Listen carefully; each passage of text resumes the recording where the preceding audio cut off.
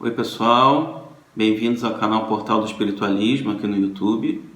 Hoje eu resolvi trazer para vocês um tema muito interessante e que mexe com as crenças de milhões e milhões de pessoas, né? Que fala sobre um tema assim, que é muito caro para as pessoas, que as pessoas consideram como sagrado, e realmente é sagrado, né?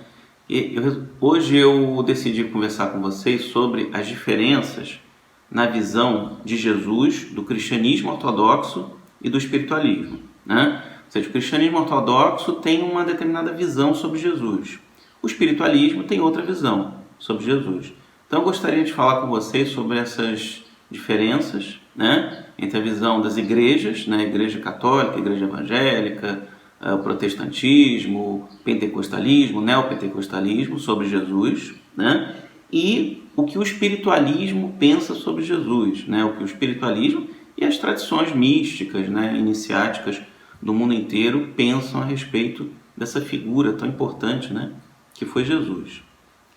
Então, pessoal, a primeira diferença, né, que a gente pode notar na visão dos cristãos ortodoxos, né, e na visão espiritualista sobre Jesus é que os cristãos ortodoxos costumam ver Jesus como o único Salvador da humanidade, né? Jesus é para eles o único Salvador, é o único Filho de Deus, né? Ele veio à Terra com uma missão, ele veio para passar uma determinada palavra, para ensinar aos homens o caminho, né? E ele é o único Salvador da humanidade, né? Não existe outro Salvador da humanidade. Quem não segue Jesus automaticamente não será salvo. Essa é a visão dos cristãos ortodoxos a respeito de Jesus, correto? Todo mundo sabe disso, todo mundo conhece essa visão. O espiritualismo ele já vê de uma forma um pouco diferente. Aliás, na verdade, eu diria que é bem diferente, né? A visão dos espiritualistas, do espiritualismo e das tradições místicas e esotéricas da humanidade. O que o espiritualismo crê a respeito de Jesus, né? O espiritualismo crê que ele é o único salvador da humanidade? Não, ele não é o único salvador da humanidade. Ele é um dentre outros salvadores, né, ou redentores da humanidade, que são, vamos dizer assim, espíritos guia, né? Na tradição hindu são chamados de avatares, como por exemplo Krishna e Buda, né? Na tradição hindu são considerados dois avatares que vieram à Terra, que são encarnações de Deus que vieram à Terra para ensinar a humanidade, para regenerar a humanidade, para dar um impulso de evolução na humanidade, né? Então o espiritualismo acredita que Jesus é um dentre outros salvadores. Não existe só um salvador, existem vários, né? A gente pode citar esses exemplos, né? Jesus, Buda, Krishna, né? Lao Tse e outros, né? Outros grandes espíritos que vieram à Terra que ajudam a dar uma direção para o ser humano, né? Você não está aqui na Terra por acaso, você não está aqui perdido nesse mundo. Você veio aqui para realizar alguma coisa, para realizar alguma obra.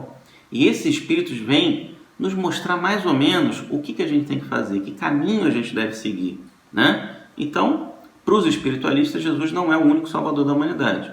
Ele é um dentre outros salvadores ou redentores. Depois, em outro vídeo, a gente vai falar sobre essa questão da salvação, tá? Porque essa questão também é um pouco polêmica, eu gostaria de explicar isso num vídeo à parte.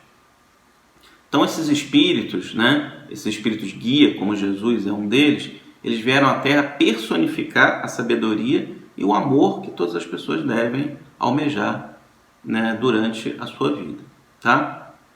Essa é a primeira diferença. A segunda diferença, né, da visão dos cristãos ortodoxos para a visão espiritualista é que, para os cristãos ortodoxos, Jesus é o único caminho, a única verdade e a única vida. Ninguém chega ao Pai senão através de Jesus, né? Inclusive tem uma passagem na Bíblia que Jesus mesmo fala isso, né? Eu sou o caminho, a verdade e a vida. Ninguém chega ao Pai senão por mim, certo? Só que a gente tem que analisar essa passagem da Bíblia de uma forma muito tranquila. O que significa ninguém vai ao Pai senão por mim?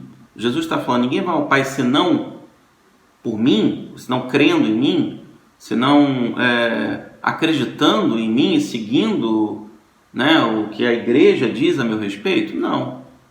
O que Jesus quis dizer é, ninguém vai ao Pai senão por mim no sentido de senão por mim o que eu ensinei, né? O que eu exemplifiquei aqui na Terra. Ninguém vai ao Pai, ninguém consegue a salvação senão através daquilo que eu fiz na Terra, senão através do amor que eu personifiquei, senão através da paz que eu vim trazer, senão através de todos os ensinamentos. Por exemplo, o perdão, né, que Jesus fala, perdoa 7 vezes 70 vezes, Jesus falou para Pedro, né? Então, quem perdoa 7 vezes 70 vezes, como Jesus ensinou, vai seguir esse caminho através de Jesus, porque Jesus trouxe esse ensinamento. Então, ninguém vai ao Pai senão por mim, não é simplesmente acreditar em Jesus e ficar esperando uma graça que Jesus vai dar para essa pessoa e Jesus vai salvar essa pessoa. Aliás, o que é salvação? Salvação de quê? Né? Essa é outra coisa que a gente precisa refletir. Mas quando Jesus quis dizer ninguém vai ao Pai senão por mim, ele quis dizer ninguém vai ao Pai senão fazendo aquilo que eu fiz, amando como eu amei, né? Sendo um exemplo daquilo que eu manifestei na Terra. O amor, a paz, a sabedoria, né? Tudo aquilo que eu ensinei, todos os ensinamentos que eu ministrei precisam ser praticados para que se obtenha a salvação. Porque senão bastava Jesus vir aqui na Terra e falar, olha, todos acreditem em mim, né? Porque eu sou a salvação. A única coisa que vocês têm que fazer é ter fé em mim, que aí todos vocês estão salvos. Ele não precisava falar mais nada, ele não precisava falar sobre o amor, não precisava falar sobre a caridade, não precisava falar sobre o perdão, não precisava falar sobre não julgar, né? Não precisava falar sobre os pobres de espírito, sobre todas as bem-aventuranças, não precisava falar sobre nascer de novo.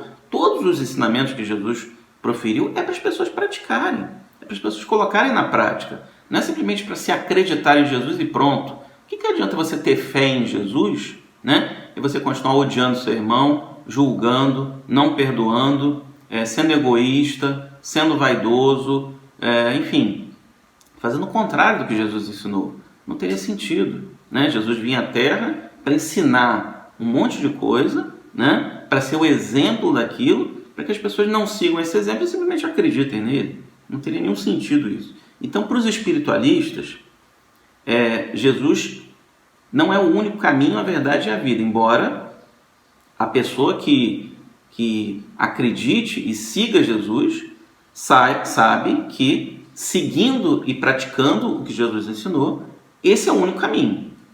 Tá? Não sei se... Acho que isso ficou claro para todo mundo, né? O único caminho, a única verdade, a única vida é seguir aquilo que Jesus ensinou. Não é que ele, Jesus, a persona de Jesus, deva ser venerada para que as pessoas possam chegar ao reino de Deus. Não, o reino de Deus está na prática, está em seguir o exemplo daquilo que Jesus ensinou. Tá? Muito bem. Então os espiritualistas dizem, Jesus é a expressão do amor na Terra. O amor é que é o caminho, né? Não é simplesmente acreditar em Jesus, ter fé em Jesus, não. O amor é o caminho. Você tem que acreditar no amor, você tem que ter fé e se transformar numa força amorosa da natureza. Senão não adianta, você não vai ter salvação se você não personificar o amor em você, se você não for o exemplo, o modelo de amor que Jesus também foi. O amor é que é o caminho, a verdade e a vida, né? O perdão é que é o caminho, a verdade e a vida, né? Ninguém chega ao Pai senão pelo amor que Jesus simbolizou. É isso que os espiritualistas dizem, tá? Outra diferença muito interessante é a seguinte: os cristãos ortodoxos dizem, ninguém pode se igualar a Jesus, né? Eles dizem que ninguém nunca vai chegar no mesmo nível que Jesus chegou. Ninguém tem esse poder. Jesus é único, né? E os espiritualistas dizem o seguinte, todos nós iremos um dia evoluir e alcançaremos o mesmo nível que Jesus atingiu. Gente, isso não são só os espiritualistas que estão dizendo, isso o próprio Jesus disse. Depois eu vou colocar aqui nos comentários as referências bíblicas do que eu estou falando, né? Mas Jesus disse, podeis fazer o que eu faço e coisas ainda maiores. Pois se Jesus disse, podeis fazer o que eu faço e coisas ainda maiores, é óbvio que todos nós podemos chegar no mesmo nível que Jesus chegou e podemos até ultrapassar esse nível. E vamos ultrapassar esse nível conforme nós formos evoluindo, conforme a gente for subindo, né, no degrau da evolução, da grande escada da evolução espiritual, né? Então, não é verdade que ninguém pode se igualar a Jesus. Todos nós um dia vamos evoluir, né? E vamos chegar no mesmo nível de evolução que Jesus chegou. E o próprio Jesus disse também: vós sois deuses, né? Não está escrito em vossa lei, vós sois deuses? Ele deixou bem claro isso, né? Vós sois deuses. Ele falou isso concordando, né? Não está escrito em vossa lei, vós sois deuses, né? Ou seja, ele falou concordando. Vós sois deuses, né? Todos nós somos, vamos dizer assim, um Deus em miniatura, que é como as tradições místicas sempre trataram o ser humano, né? O ser humano, ele foi criado à imagem e semelhança de Deus, né? O apóstolo Paulo disse: já não sou eu que vivo, mas o Cristo que vive em mim, né? Então o nosso objetivo como cristãos é exatamente essa consciência que Paulo atingiu. Já não sou eu mais que vivo, já não é mais o Gulapa que está aqui falando, é o Cristo que vive em mim. A gente tem que fazer desse corpo e dessa mente um receptáculo do Cristo na Terra. Esse é o objetivo, né? Porque nós somos deuses, como Jesus disse. E podemos fazer o que Jesus fez e coisas ainda maiores do que Jesus fez. O próprio Jesus disse isso. É inequívoco, isso não tem interpretação, gente. Jesus falou clara e abertamente: podeis fazer o que eu faço e coisas ainda maiores. E disse também: o reino de Deus está dentro de vós, né? Dentro de cada um. Ou seja, se o reino de Deus está dentro de vós, todo mundo pode encontrar esse reino de Deus dentro de nós. E não só na figura, na imagem de Jesus. Até porque, gente, o que é a imagem de Jesus? Nada. A gente não viu Jesus, a gente não sabe, né? A gente acredita na Bíblia, sim, eu acredito também, né? No que está escrito ali a respeito de Jesus. Mas essa imagem que a gente cria na nossa mente sobre Jesus não é Jesus. Então a gente precisa se transformar num Cristo na Terra, como Jesus fez, tá? Como Jesus personificou o Cristo na Terra, ok? Outra diferença, gente, sobre os cristãos ortodoxos, eu já falei sobre isso, né? Mas só para destrinchar melhor essas diferenças, né? Os cristãos ortodoxos dizem que só Jesus pode nos salvar, né?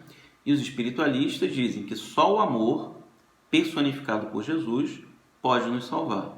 Eu já falei sobre isso, mas enfatizando, né?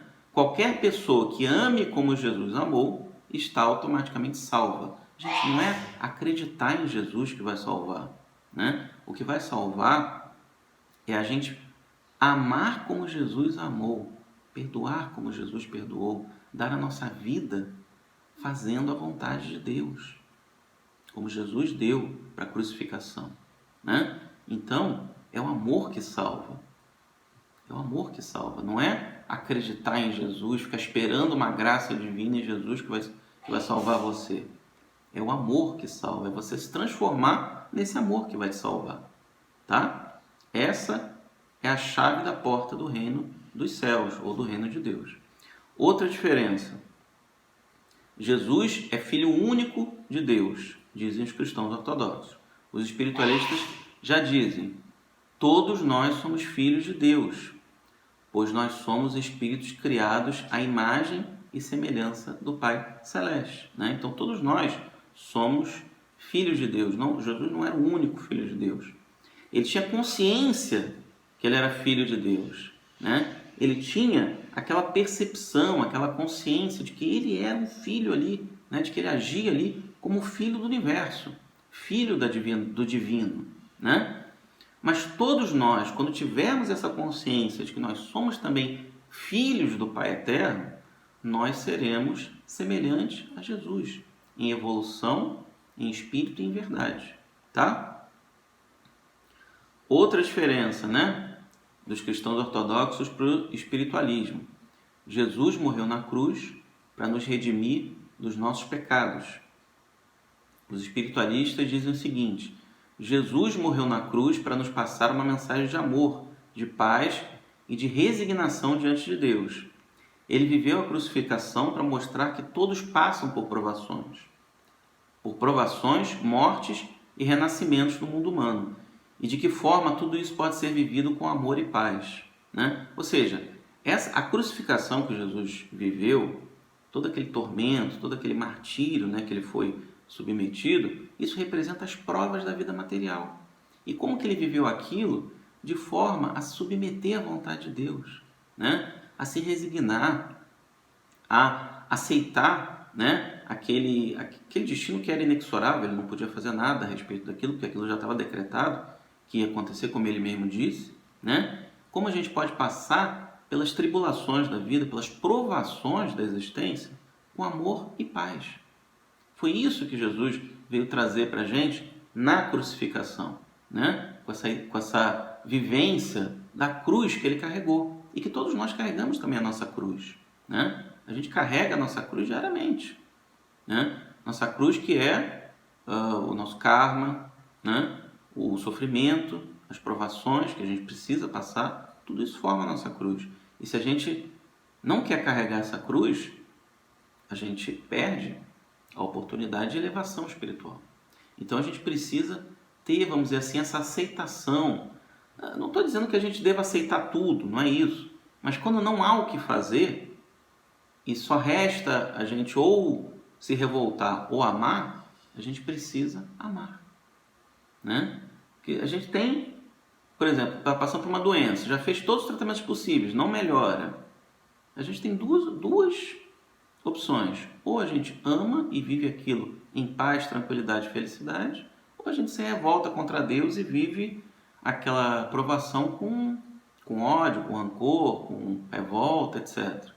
Então Jesus veio mostrar justamente isso, que ele mesmo, né, estando mais próximo de Deus, viveu o pior tormento em paz, porque ele tinha plena consciência que Deus estava com ele naquele momento, tá? Bom, outra diferença, eu vou um pouquinho mais rápido, gente, para esse vídeo não ficar muito grande, tá?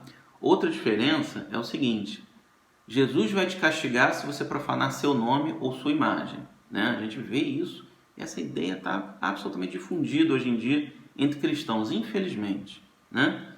Os espiritualistas dizem o seguinte sobre isso, que Jesus não se importa minimamente com profanações, né?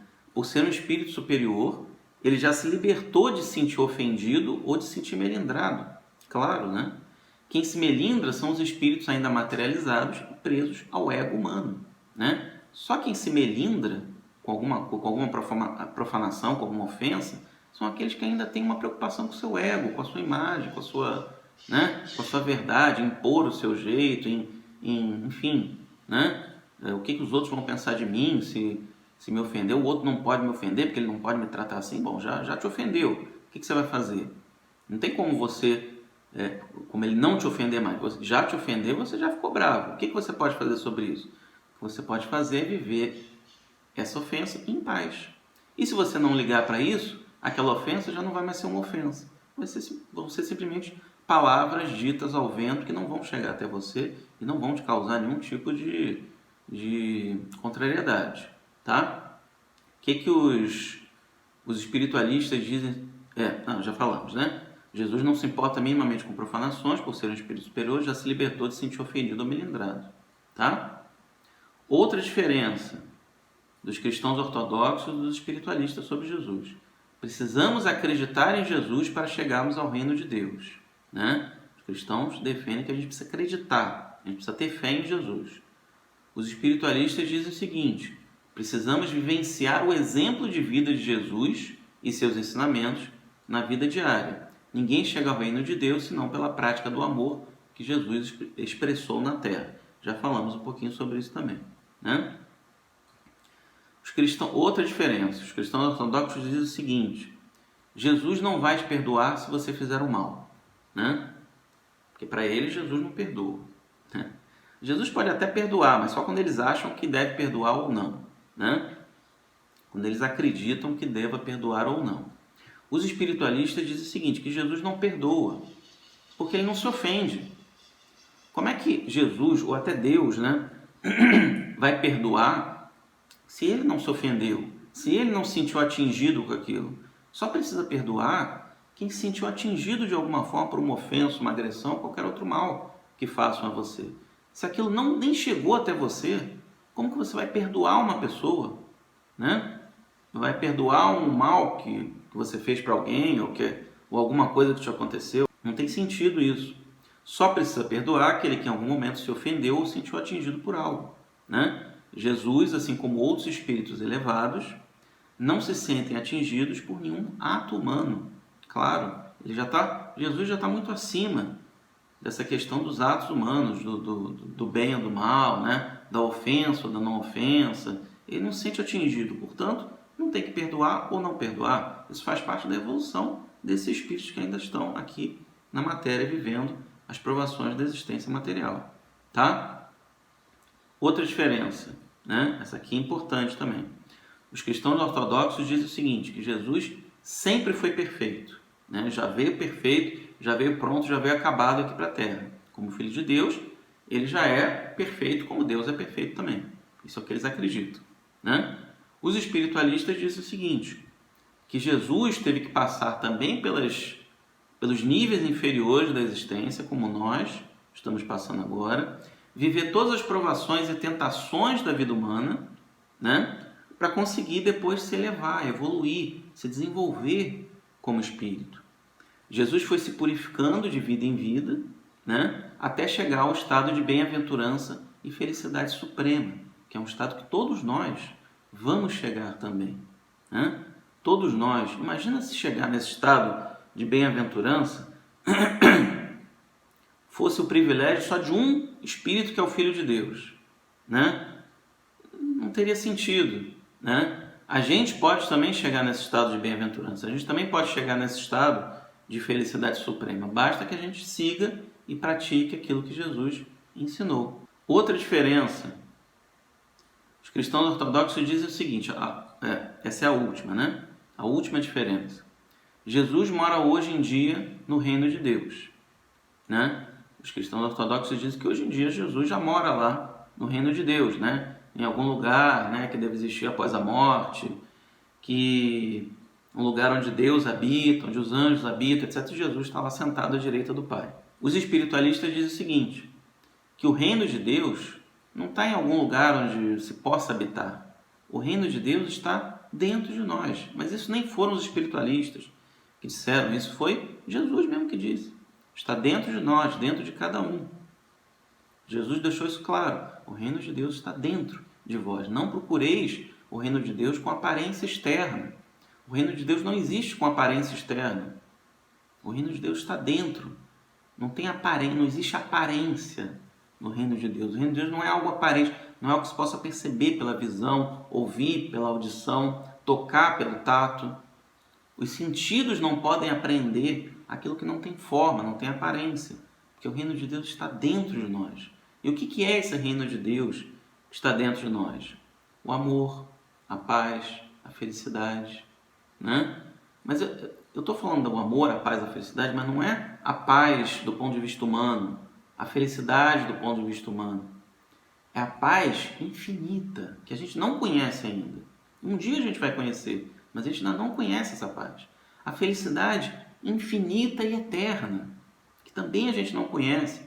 A gente experimenta essa felicidade passageira humana, que não é uma felicidade. A gente não poderia nem chamar isso de felicidade. É uma satisfação, né? É uma alegria passageira. Em alguns momentos da nossa vida, a gente sente, né, esse estado de bem-aventurança.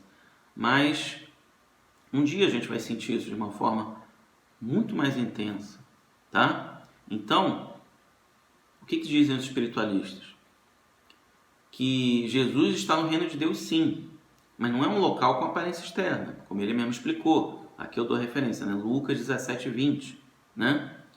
Mas ele está no reino de Deus porque ele encontrou o quê? O amor, a paz e a felicidade suprema de Deus em si mesmo, tá? Pessoal, esses foram as diferenças assim, mais marcantes, né, que eu consegui selecionar entre a visão do cristianismo ortodoxo das igrejas e a visão dos espiritualistas sobre Jesus. Você vê que é uma visão bem diferente. Tem pontos em comum, mas é uma visão assim diferente, né? Existe uma diferença considerável nessa visão, porque na visão dos espiritualistas já o que Jesus muda tudo, né?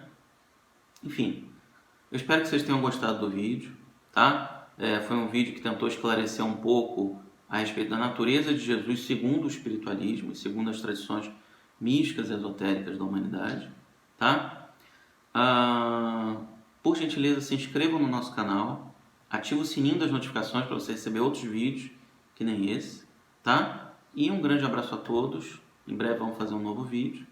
Muita paz e muita luz.